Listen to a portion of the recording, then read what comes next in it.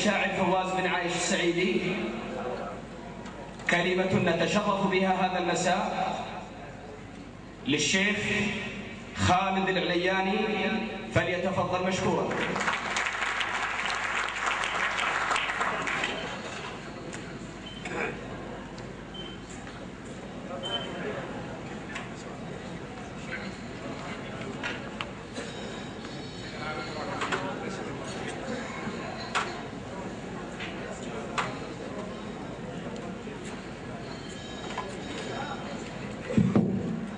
السلام عليكم ورحمة الله وبركاته. أسعد الله مساكم. أنا لست دكتور ولا درست الدراسة، ولكن من عقلاء هذيل ومن شيوخ هذيل، والليلة أفرح بهذيل معهم.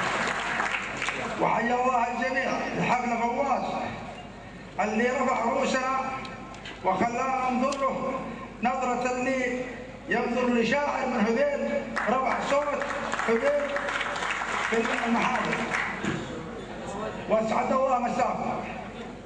فلدي نصيحه لقبيله هذيل: الاجتماعات الخاصه بقبيلتنا واصلاح ذات البين والفتن الجانبيه، فانا مستعد بجميع تكاليفها على نفقتي الخاصه.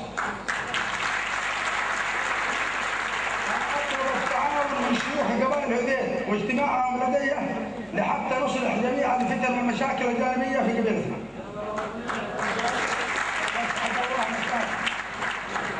والسلام عليكم.